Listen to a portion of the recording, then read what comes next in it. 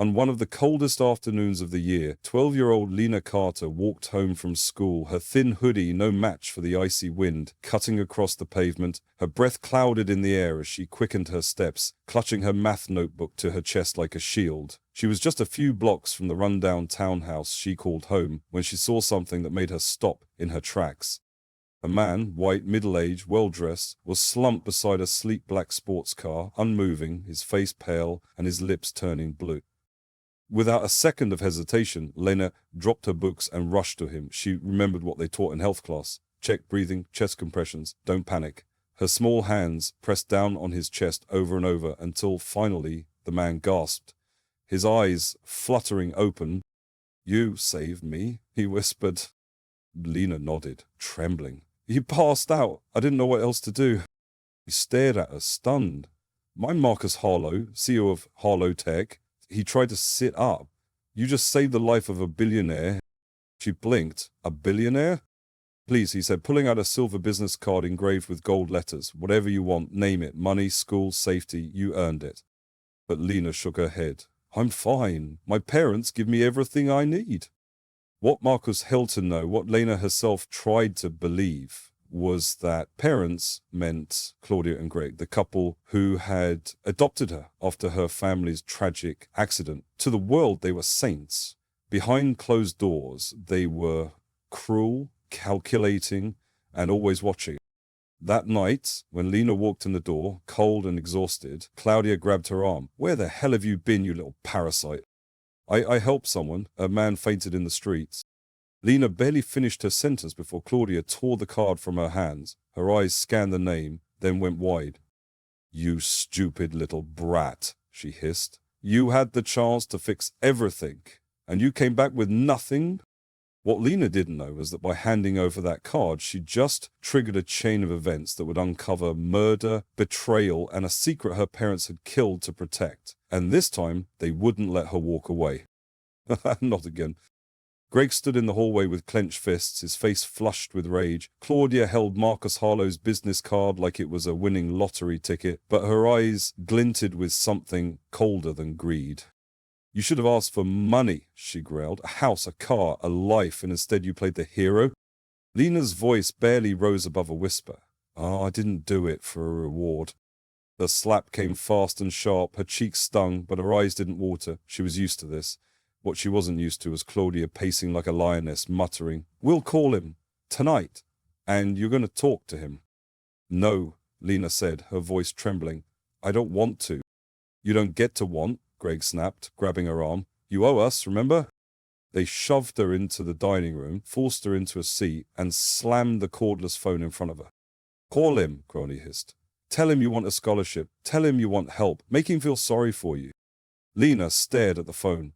Her heart thundered in her chest. Somewhere deep inside she knew, if she called, if she opened that door, they'd never let her close it again. But she also knew what would happen if she didn't. So she picked up the phone, dialed the number Marcus had given her, and prayed he wouldn't answer. Ring, ring, ring. Voicemail. A sliver of relief pierced the fear. "Mr. Harlow," she began softly, her voice barely steady. "It's me, Lena. I know you said I could call if I ever needed help. I don't want money. Please, if you could help me one time. Please." She hung up before they could snatch the phone from her. Claudia seemed satisfied. Greg poured himself a drink. But that night, as snow began to fall outside, everything changed. There was no callback, no knock at the door, just silence. And then punishment. "You think you're clever," Greg barked, dragging her from her room. "Calling your little billionaire buddy behind our back?" Lena screamed as Claudia yanked her hair. "Ungrateful little rat!" They threw her into the basement storage room and slammed the door shut. It locked from the outside. "You'll stay in there until you learn," Claudia spat. "You'll stay until he calls, and if he doesn't, you'll rot." Darkness swallowed her. The walls were cold, the floor even colder. Lena curled up in the corner, shivering, too afraid to cry. A rat scurried past her foot. She pressed her hand over her mouth to keep from screaming. This wasn't the first time they'd locked her away, but it felt different, more dangerous, more final. She looked around, her eyes adjusting slowly. Crates, broken furniture, spiderwebs. She moved toward the back, trying to find something, anything to keep warm. As she reached for an old blanket, her fingers brushed against the metal handle. Door. Lena paused. It creaked open. A narrow, dust-choked tunnel stretched out beyond it. She took one shaky step forward, and then she heard it. Voices, muffled but clear. She heard us, Claudia said, her voice shaking with fury. She was down there, listening. We should have ended her years ago, Greg replied, like we did her parents. Lena's blood turned to ice. They didn't take her in out of love. They took her in to finish what they started, and now they were coming to finish her. Nina backed deeper into the tunnel, her breath quick and shallow. Her trembling fingers groped the damp wall as she moved farther from the basement. Footsteps thudded above. Muffled voices snapped back and forth like electric wires. He heard us. We have to move now. She's just a kid. She's a witness, and she's about to turn 13. We won't get another chance. Lena's body moved on instinct. Her heart pounded against her ribs as if trying to escape. She turned a corner in the passage and tripped over something. An old toolbox. Metal clanged loudly in the silence. Thud. She froze. The footsteps above stopped. You heard that right, Greg's voice. Then came the slam of a door, the thud of boots on basement stairs. They were coming. Lena pushed herself up and darted forward. The passage narrowed, then split in two. One way smelled like mildew and rot, the other, fresh air? She didn't think. She ran. Behind her, a flashlight beam cut through the dark. There! Claudia screamed. Lena's shadow stretched long and jagged across the tunnel wall. The air grew colder, biting her skin, stinging her lungs. Suddenly, the tunnel ended. A rusted hatch led upward. She clawed at it, pushing hard, her arms burning. It wouldn't budge. Open! She screamed, slamming her shoulder into the hatch again and again. Behind her, footsteps. Close. And then, crack! The hatch burst open, daylight pouring through. She scrambled up, out of the tunnel, onto frozen earth and fallen leaves. Trees surrounded her, the woods behind the house. Lena ran. Branches tore at her arms, snow stung her cheeks. She didn't look back. She didn't have to. They were gaining on her. She's heading for the road, Greg bellowed. But fate had its own twist, waiting. So as Lena burst from the trees onto the icy sidewalk, a black SUV skidded to a stop just feet away. The back door swung open. Get in, a voice shouted. She recognized it. She dove inside. The door slammed shut. Greg and Claudia crashed through the tree lines seconds later, but it was too late. The SUV peeled away. Go, Marcus barked at the driver. Now! Lena crawled into the corner of the seat, shivering, silent. The man she had saved now stared at her with fire in his eyes. What the hell happened? He asked gently. Why didn't you call sooner? I tried, she whispered. They locked me up. They said you'd relieve them, that I was just the poor orphan girl lucky to have a home. Marcus clenched his fists. They lied to me. All this time. His voice hardened. They used your name, bought things, cashed checks. But when I finally asked to speak to you directly, they said you didn't want to talk. I started to doubt. But then your voicemail, that message, it didn't sound like a kid asking for money. It sounded like a cry for help. Lena looked up at him, tears brimming. They killed my parents. Thomas stiffened. What? I heard them, just now. They planned the crash. They took me in to steal what was left. They faked everything. Marcus didn't respond. He was already dialing his lawyer. Hours later, police sirens lit up the Carter house. Claudia and Greg were still there, trying to destroy documents when the officers barged in. They resisted, but it was useless. Inside the basement, investigators found hidden cameras, a logbook of fraudulent charges, and, most damning, an old hard drive. On as a video. A confession. Greg, clearly drunk, talking into a phone camera years earlier. We made it look like an accident. One cut brake line. Easy. Nobody asked questions. And the brat? We keep her till she turns 18, get the trust fund, then send her off to wherever. Easy money. Easy. Until now. Back at Marcus's estate, Lena sat in silence, wrapped in a warm blanket, beside a crackling fireplace. She hadn't spoken for hours. He sat across from her, watching, waiting. I didn't want anything from you, she finally said. I just wanted someone to believe me. I do, Marcus replied quietly. I believe you, and now the world will too. She looked at him, this man who owed her nothing but gave her everything.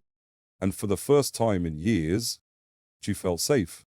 But safety, Lena would soon learn, wasn't a destination, it was a fight. A quiet one, waged in sleepless nights, in trembling hands that wouldn't stop shaking, in the echo of a voice yelling, "You owe us!" Marcus gave her space, a warm room, fresh clothes, meals she didn't have to earn. But it was the silence she noticed most. The absence of doors slamming, footsteps pounding upstairs, or Claudia's voice snarling her name like a curse. Still, Lena couldn't sleep. Her dreams were flooded with rats, fists, and flames. 3 days later, a therapist came, not with a clipboard and cold smile, but with a worn-out cardigan and soft eyes. Her name was Dr. Hall. It started slowly. "What do you remember about your parents?" Dr. Hall asked gently. Lena stared at the floor. Not much, just warmth. The word hung in the air like a ghost. "But I remember the day they died," she whispered. "I was in the back seat. I heard my mum scream, then metal, glass. Everything was upside down." She clenched her fists.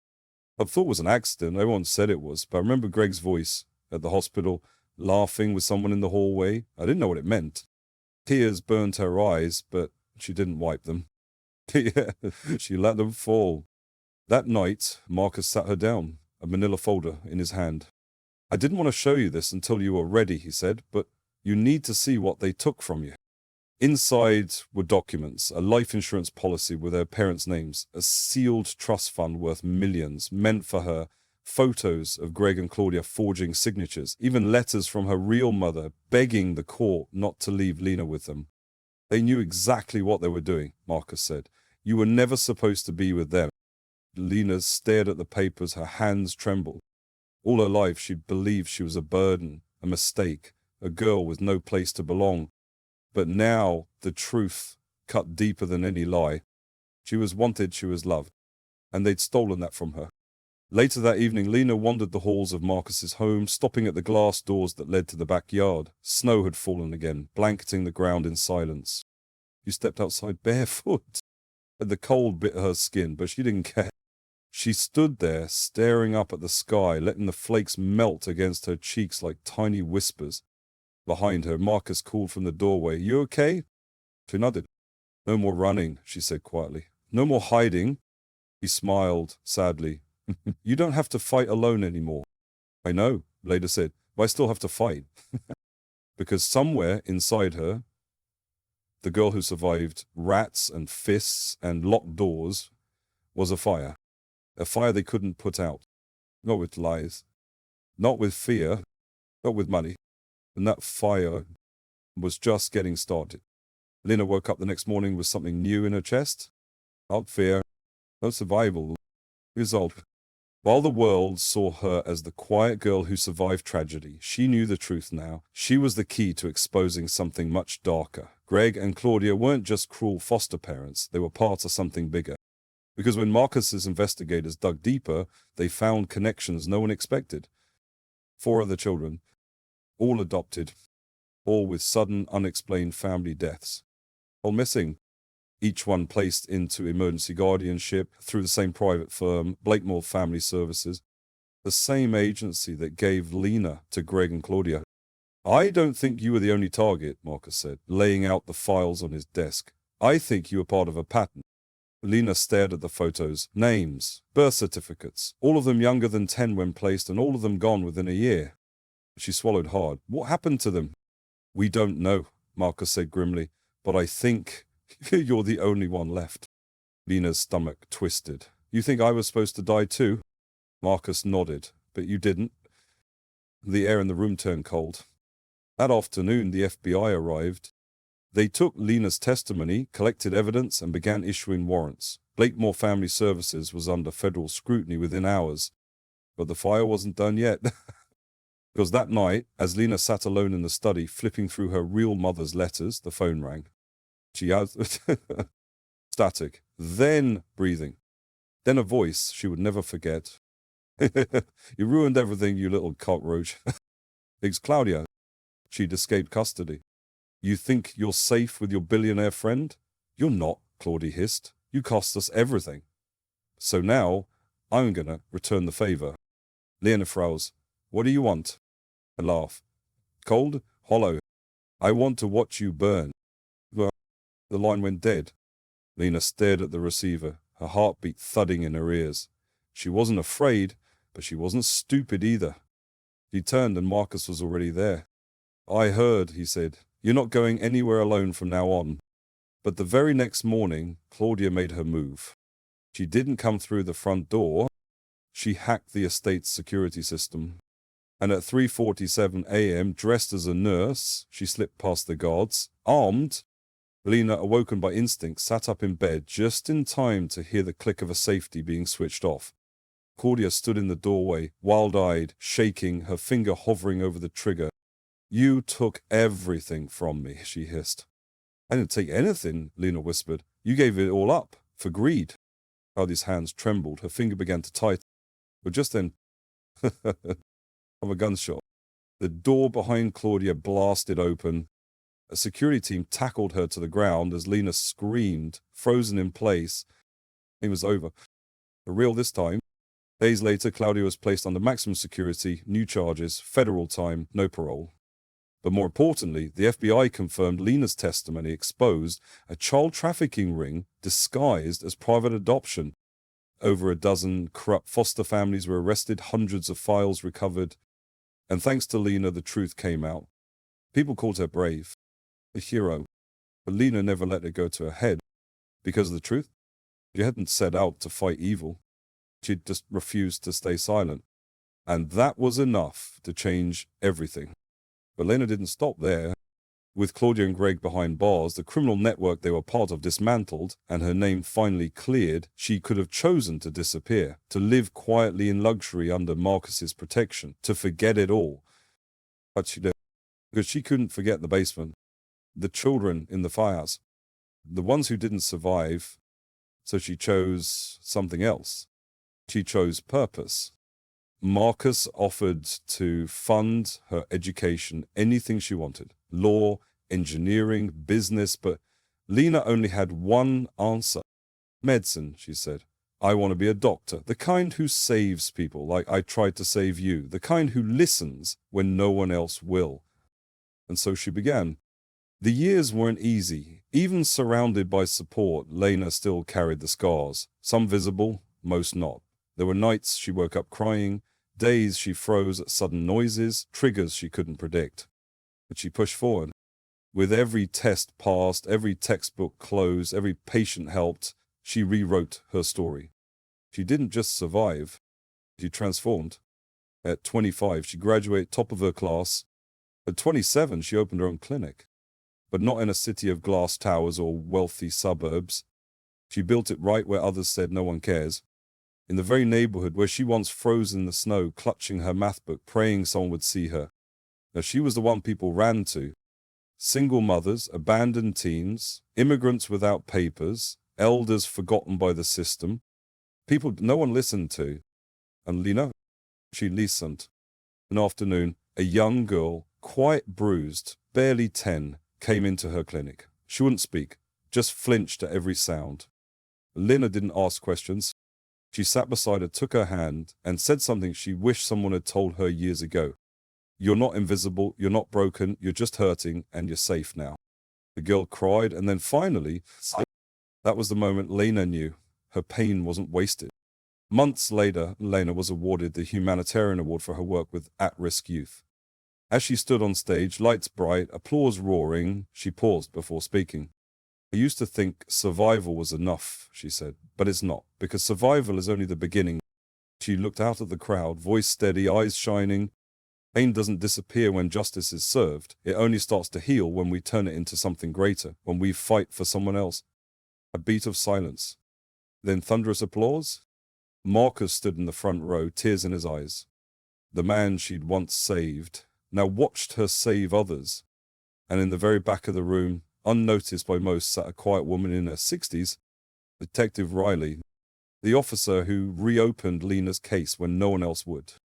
She smiled, because she knew the little girl in the thin hoodie never needed to be rescued.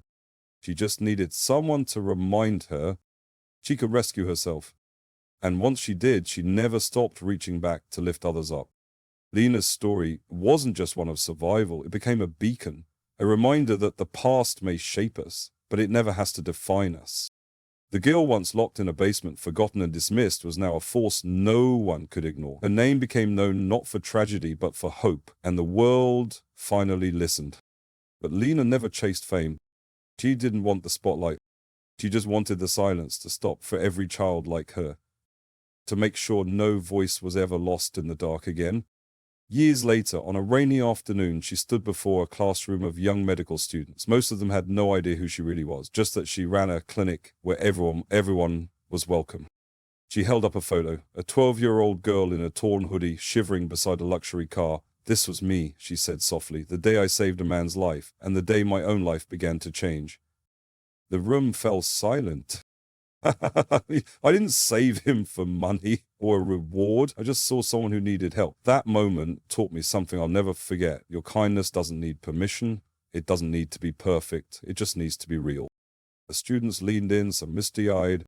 "Most people wait their whole lives for someone to believe in them," she said. "But what if you became that someone?"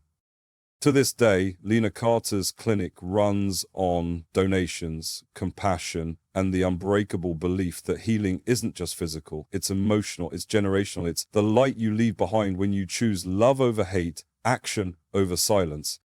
And for every person who hears her story, the question lingers. What would you have done? Would you have walked past that unconscious man in the snow? Would you have stayed quiet in the dark?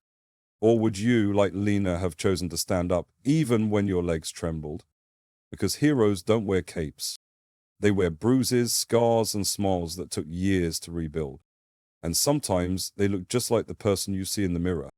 If Lena's journey moved you, even just a little, don't leave without subscribing.